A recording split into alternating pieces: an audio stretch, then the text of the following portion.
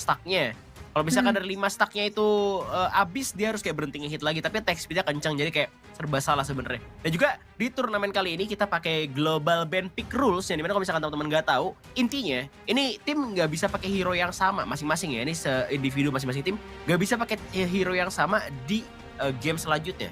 Jadi kayak di ronde selanjutnya itu mereka nggak bisa pakai lagi. Jadi game 1 misalkan udah pakai Dharma, di game 2 mereka nggak bisa pakai Dharma lagi, misalkan Blue Rim kayak gitu. Jadi emang, ini bakal ngaruh banget pastinya dari draft pick nantinya dari strategi yang mungkin bakal nggak itu-itu aja. Mungkin kalian bosan early long mulu. Keluarlah Dianwei kemarin, keluarlah Lam juga kemarin. Jadi ini global ban pick bakal seru banget. Dan kelihatannya buat sekarang, tim tadi yang udah, aku cash-in yang paling oke buat mereka udah siap buat global ban pick itu tim Onyx sebenarnya. Jadi kayak Masih RRQ support sebenarnya ya? oke nih. Mereka punya coach. Mereka itu, coach-nya juga ex dari, Liga Satunya Honor of King. Itu coach-nya Asen gitu pernah ada di LGD juga, LGD yang di China-nya. Jadi untuk global ban pick pasti dia udah ready banget buat RRQ. Iya sih. Cuma tinggal gimana aja sih mereka game plan-nya itu ya, Mhm. berjalan sesuai dengan draft-nya mereka. Sorry. Tapi ya kalau kita ngelihat dari draft Blue Rim, sebenarnya kalau ngebandingin sama Blue Rim ya, aku malah merasa Blue Rim ini lebih kompak dibandingkan RRQ. Kalau ngelihat Oke. mungkin mungkin karena lawannya cuman juga Duskart ya.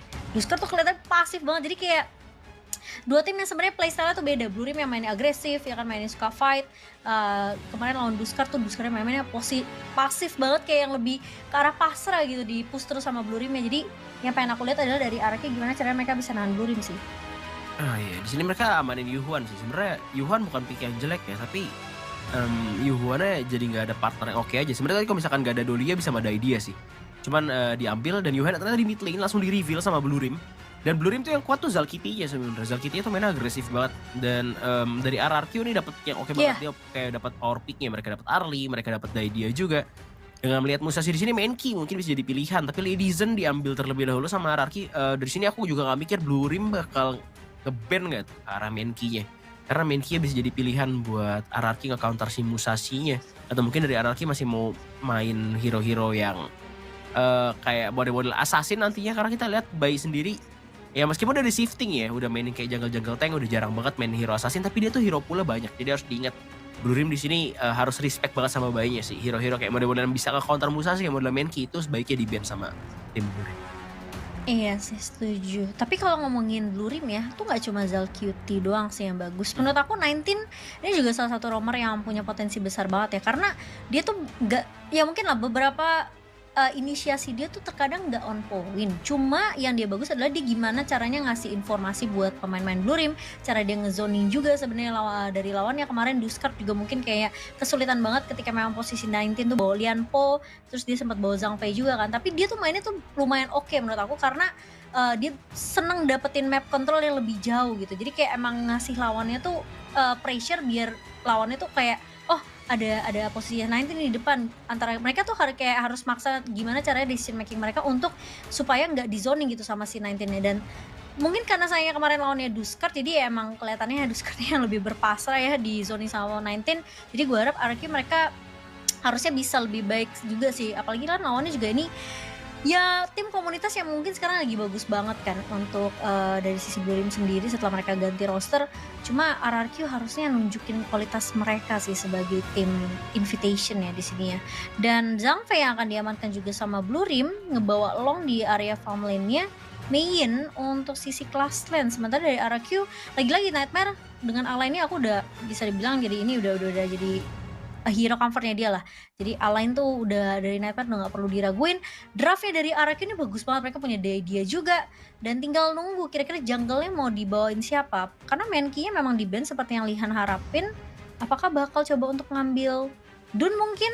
Kalau Dun misalnya mereka mungkin. main agresif di awal, tapi Hansin. Hansin juga bisa dan susah buat ditangkap sama ini ya, apa namanya, Musashi. Apalagi kalau misalkan di sini Hansinnya bikin tank gitu ya, bakal susah Mhm. banget buat mati pastinya dari arah si RRQ. Karena RRQ sebenarnya di sini kalau Hansinnya tank pun damage-nya bakal tetap main late game, bakal di early dan Hansinnya bakal main late game juga. Jadinya sebenarnya lebih diharapkan Blue Rim main agresif. Blue Rim di sini ada kesempatan buat menang sih. Buat pikannya tadi kalau misalkan kita bilang emang RRQ oke buat pikannya, cuman Hansinnya nih masih jadi pertanyaan. Bakal Mhm. bikin tank atau bikin damage dan juga damage-nya bakal kurang banget karena early late game. Mungkin bakal ketahan banget sama zoningnya dari Lezen.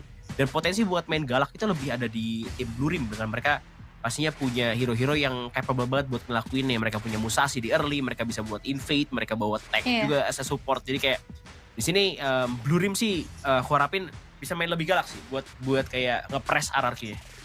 Ya maksimalin draft yang mereka bawa juga ya. Tapi ya kita bakal lihat seperti apa untuk di game pertama kita di match yang kedua, match lower bracket antara Blue dan juga Virtus. Ya, Kita 19-nya udah sekarat aja guys. Dimana tinggal 2 barai darah ya. Dicicil sama Soleh aja. Dan juga QC yang bermain di arah mid lane. Yang pastinya ini meskipun mereka kalah buat clear-nya, cuma mereka berhasil dapetin buat Spirit River-nya. Dari arah Yuhan bakal langsung gerak ke arah atas melihat ada Spirit River yang masih aktif kali ini. Bakal langsung di-secure aja sama Zalkiti dan juga Gen mid tentunya. Dimana Musashi bakal lebih condong ke arah bawah. Atau bahkan ngambil ke arah big ya. Maksudnya ayamnya juga diambil ya jadi Musashi-nya. Yang ngebuat Musashi ini kalah rotasi sama Hansin. Hansin udah hampir nge-clear camp sebelah kanan. Sedangkan Musashi ini belum nge-clear sama sekali di bagian blue buff. Dan memang seperti yang kamu bilang sih, karena draftnya Blue Rim memang lebih kuat juga untuk di area early ya. Harusnya mereka coba untuk main galak sih bisa sih.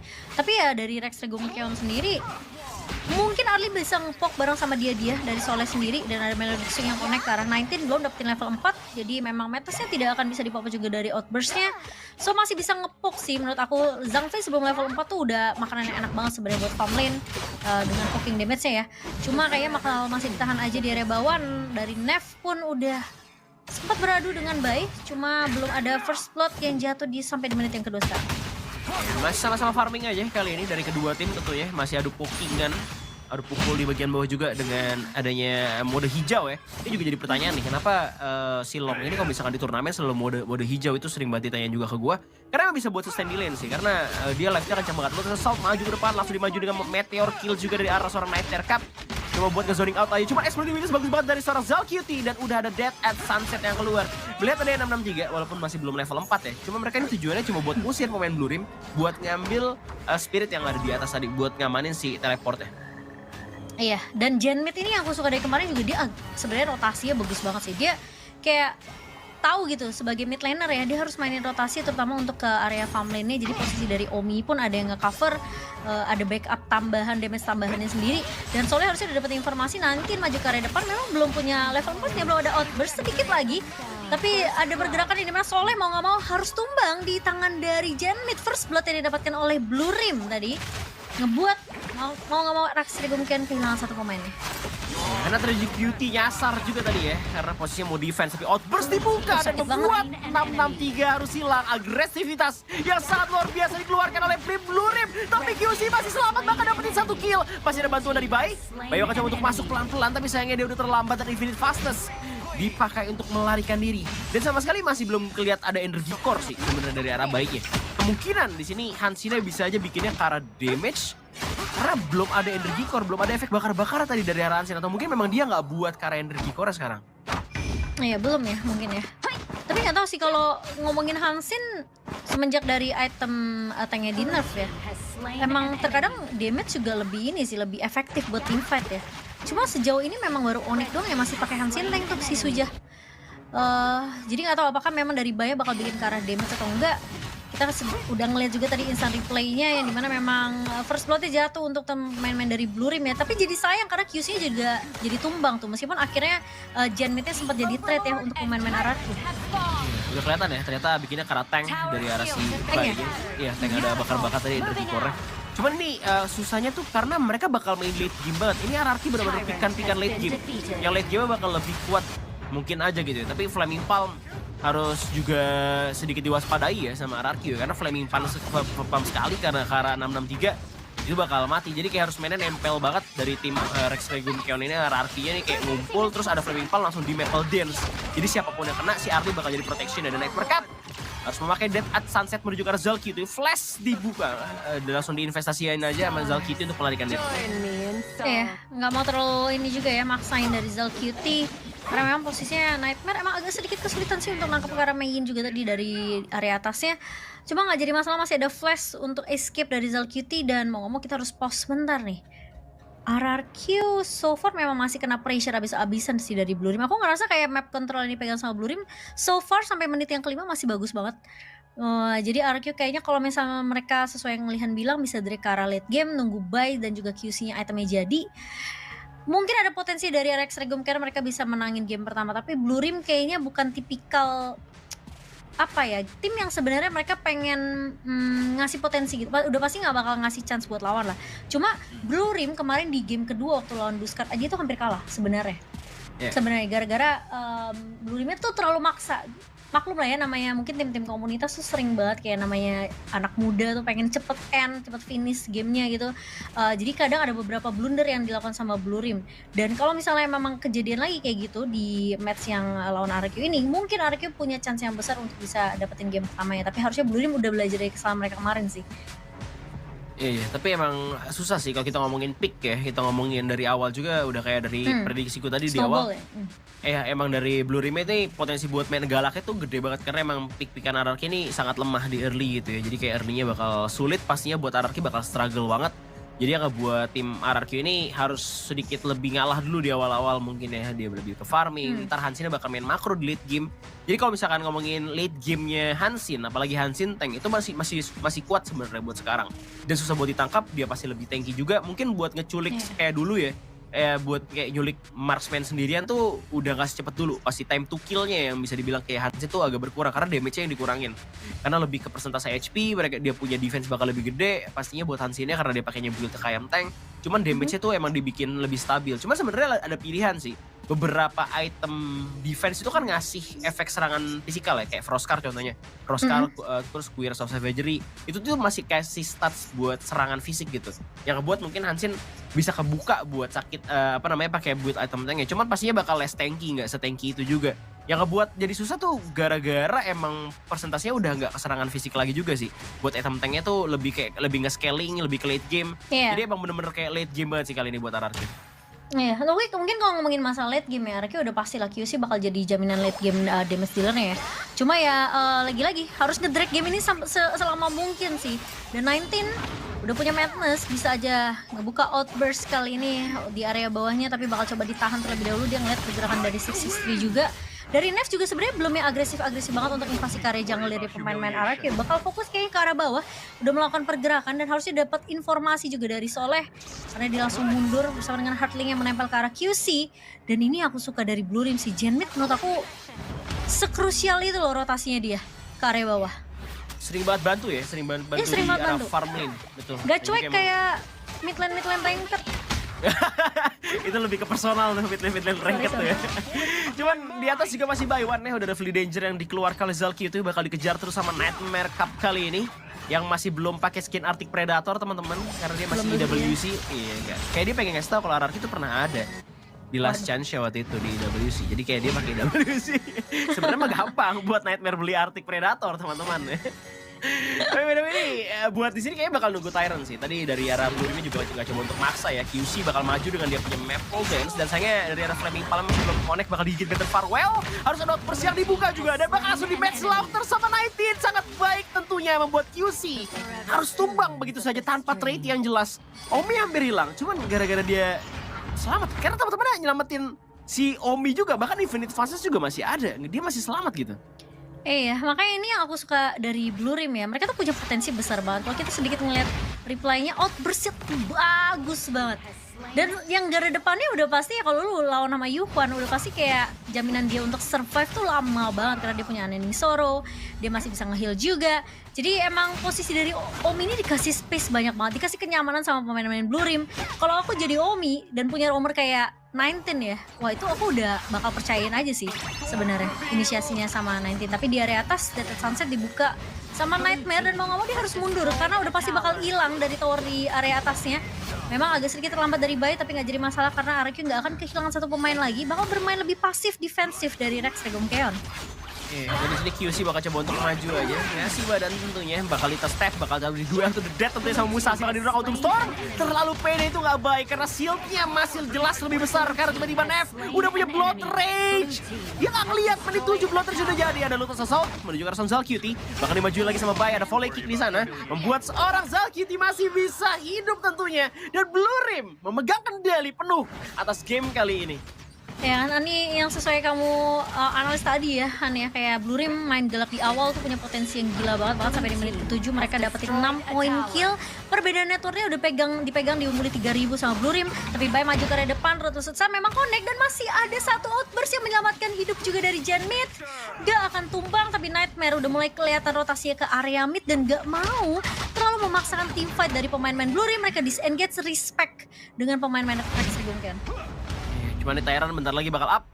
Bisa diamanin tentunya sama tim Blue Rim. Mereka tinggal nge-maintain aja gimana caranya buat ngamanin objektif-objektif ini dan ngebiarin RRQ nggak dapetin objektif sama sekali. Mereka bisa megang kendali atas game ini sih. Cuman jangan sampai kendor pastinya buat Blue Rim. Karena tadi pasti di atas juga itu pede banget. QC-nya masih belum cukup damage. Tiba-tiba Musashi udah punya Blood Rage di item first-nya. Di item pertamanya langsung nge-rush ke arah sana. Dan juga dari arah Hansin bener-bener lama banget. Meskipun Hansin sekarang udah Blood Rage. Cuman nggak se-impact dulu gitu. Karena dulunya tuh ada konversi dari ada Dragon's Rage. Dulu ada konversi damage yang dihasilkan dari ala Dragon's Rage gitu, yang ngebut itu sakit karena itu udah damage randomnya guys, pasif yang dulu. Dan pasif yang sekarang bener-bener kayak persentase HP yang bakal ngefek di late game dan gak ada damage lagi buat Hansin Tank. Dan Hansin Tank dari arah Bai bakal coba untuk maju lagi, dimana 19 masih punya outburst yang selalu menjadi masalah buat tim RRQ. Bahkan udah ada Zal QT yang bakal nge-cut gerakan dari seorang Bai, bahkan udah pakai ultimate. Dan mereka mau maksain Overlord di saat Primal Bond melihat ya masih belum enhance gitu. Iya sih, dan akan diamankan tanpa bisa dikontes juga. Lihat, ini yang tadi aku bahas kan masalah 19, dia tuh ngezoning, coba untuk ngejaga brush, dipegangin gitu brushnya pemain-pemain dari RRQ. Jadi kayak ketika memang ada pergerakan dari pemain RRQ, mereka tuh yang lebih siap sebenarnya. Kayak mereka udah mirip-mirip lah sebenarnya kayak sama tim yang mungkin udah profesional ya hitungannya. Mereka punya game plan yang jelas gitu. Jan Mid bakal kabur dari jalan Bai tapi sulit banget karena Root asalnya connect, tapi ada satu bom slaughter dari seorang 19 kali ini. Stampede yang memang unik ke arah 4 pemain dan dibalikin keadaannya kali ini oleh pemain-pemain dari Blue Rim. Coba untuk bertahan dari seorang Nightmare 1 versus 2, masih ada Meteor Kill tapi dia harus mundur karena damage dari Omi terlalu sakit. RRQ kehilangan 3 pemain secara langsung cuma karena ada satu buah stampede yang baik dari 19, lihat. Iya itu nggak cuma stampede guys, habis itu di duel to the death kena 3 jadinya mentala ke langit. Jauh banget kalau misalnya kita bisa lihat replay. Itu benar-benar terbang ke langit ya gara-gara di match slaughter kan dia di stampede sama si Zhang Fei-nya ke angka 3. Nah habis itu di duel to the death dari sini nih. Ya kan takdar dia. Oh iya gila. Ke langit guys, terbang ke langit teman-teman. Yang bikin lebih tinggi tuh gara-gara duel to the death. Dan itu kayak dia jatuh ke bawah itu lumayan lama tuh. Time to drop ke bawahnya. Jadi kayak emang bagus banget dari Blue Rim teman-teman. Dan ini RRQ bener-bener ke pojok banget. Karena gue juga udah yakin sama sekali sama Hansin Tank teman-teman. Berkali-kali gue bilang ini bener-bener udah gak ada damage lagi, kenapa masih mau dipakai gitu. Sebenarnya emang dari DMT juga sempet pakai kemarin Dominator di third party gitu ya. Hansin Tank dia keluarin lagi, si Freddy lagi yang main. Sama aja guys, nggak bisa menang guys, sama aja kayak susah banget. Suja main Hansinnya lebih oke lah, karena emang dia di funneling gold sama teman-temannya, dia dibikin kaya gitu. Dan kali ini tadi soalnya udah kebuka map dengan Radiance, dan juga pastinya di sini nggak bakal dipaksain RRQ lagi buat perang karena mereka tahu mereka lagi kalah gold. Sebenarnya lebih ke arah nggak efektif aja sih sebenarnya buat tim fight 5. Tim fight 5-nya kalau lu bawa farmland yang butuh item banget ya sebenarnya untuk nge-carry game-nya di mid to the late game, karena kan mereka juga bawa early kan dari RRQ. Jadi mungkin apalagi kan mereka bawa midnya tuh Ladizen kan, yang posisinya memang harus dijaga banget di area belakang. Beda mungkin kalau bawa hero mekanik kayak Sanggur atau mungkin Angela yang tipikalnya burst ya, itu mungkin akan beda cerita. Jadi ada sedikit damage yang bisa dibawakan sama RRQ gitu, at least di early sampai midnya. Tapi masalahnya karena mereka bawa Ladizen, bawanya early yang butuh item, dan outburst bakal dibuka aja lagi step ya begitu manis dari seorang 19. Hilang begitu saja QC. Dan mau gak mau Rex kemungkinan mereka harus disengage. Terkena Frozen memang dia dari 19 tapi gak jadi masalah. Lihat trap brush yang dipegang sama Blue Rim, gak di-expect sama sekali sama RRQ. Blue Rim kuat banget teman-teman, dan Flaming Palm connect, masih ada Blood Rage dari Rabai. Itu yang gak ada true damage yang connect menuju ke Rabai, dan Tower High Ground bakal diamanin. Belakang langsung di zoning out aja dengan Undying Sorrow dan juga Tragic Beauty milik seorang Jan Mid, dan mid lane-nya pun akan hancur.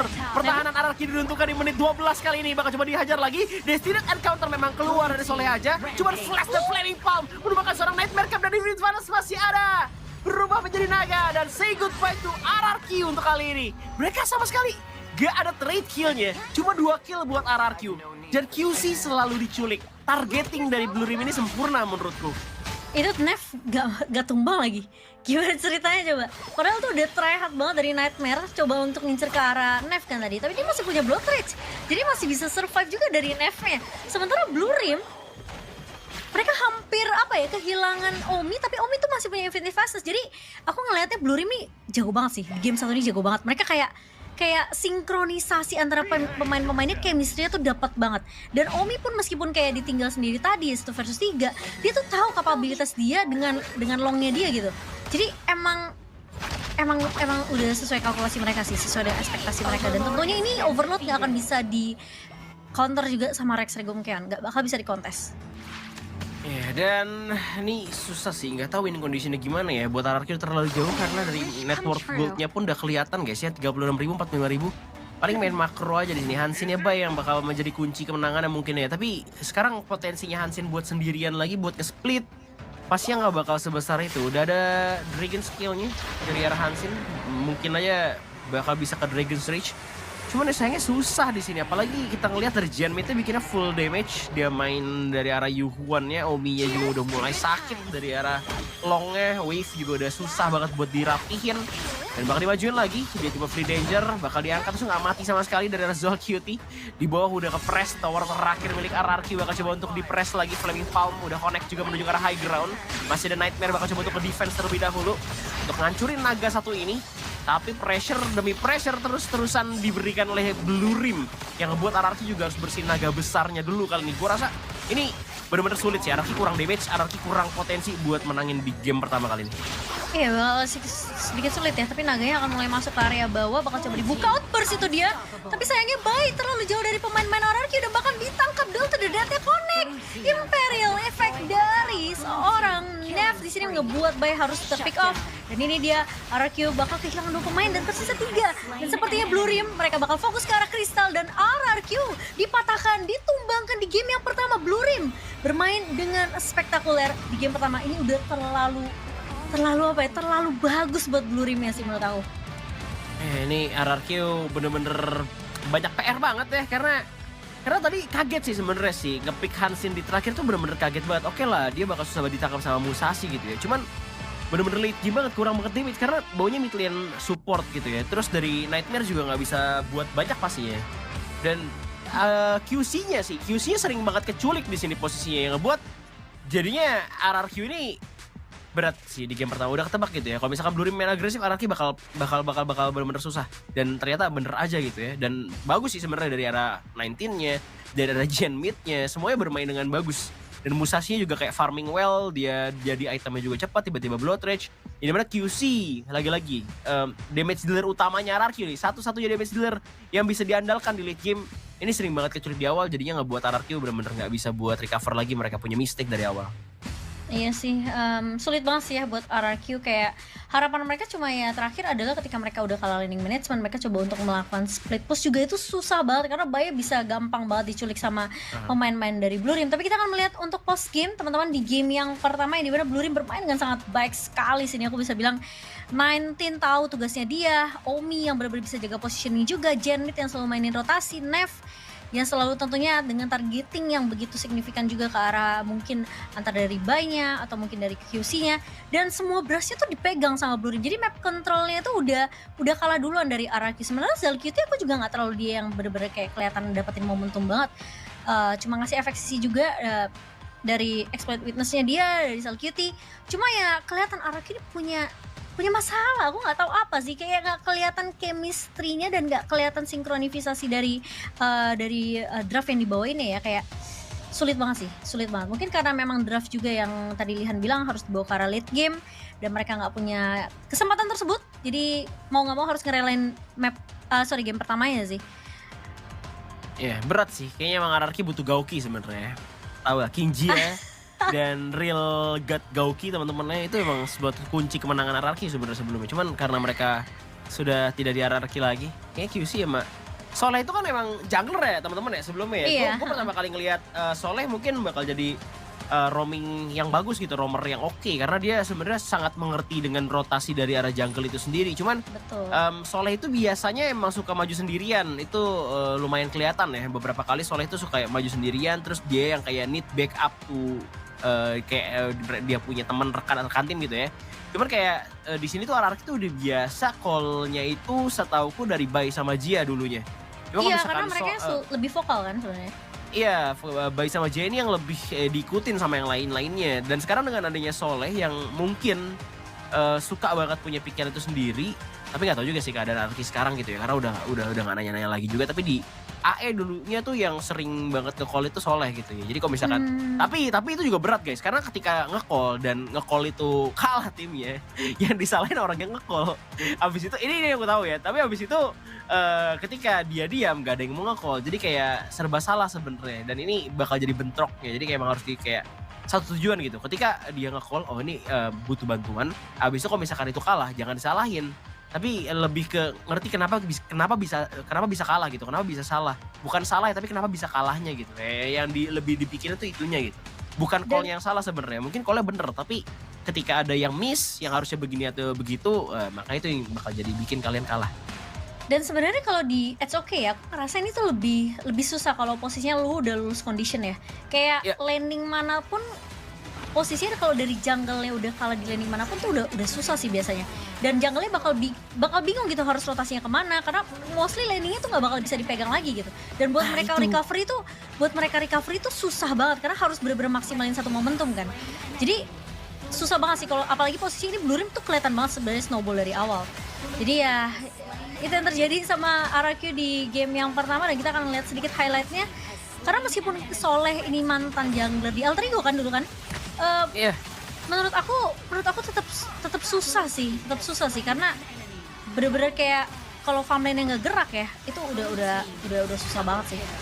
Mau roamer yang disalahin pun juga gimana, tugasnya cuma roamer, kayak ngejagain doang, ngebukain map gitu kan, ngasih info. Tapi kalau misalnya dari damage dealer yang nggak punya damage ya susah juga sih. Nah itu guys ya, kalau misalkan laning lain udah kalah, jungle tuh pusing teman-teman.